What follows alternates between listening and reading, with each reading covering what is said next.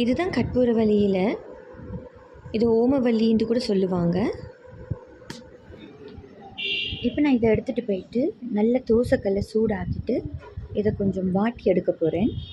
வாட்டி ஆறின பிறகு இதில் அந்த சாறு எடுத்து பிள்ளைக்கு கோல்டு கொடுக்க போகிறேன். பெரியவங்க நம்மளும் எடுத்துக்கொள்ளலாம்.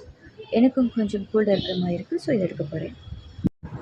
இந்த கற்பூரவள்ளி இலையை நல்லா தோசைக்கல் சூடான பிறகு வாட்டி எடுக்க போகிறேன். அந்த லைட் க்ரீனாக இருக்கிறது டார்க் க்ரீனாக மாறுற வரைக்கும் நீங்கள் சூடு பண்ணி எடுங்க.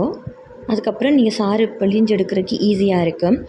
எல்லாரோட வீட்லேயும் இது இருக்குது, ஆனால் அதோட மகத்துவம் தெரியாமலே நாங்கள் அதை பெருசாக யூஸ் பண்ணுறதில்ல. காஃபுக்கு கோல்டுக்கு நல்ல எஃபெக்டிவான மெடிசன் இது. என் டாக்டருக்கு நான் இது கொடுத்தேன். 3 days தொடர்ந்து கொடுத்தேன். நல்ல ரிசல்ட் கொடுத்தது. தேங்க்யூ.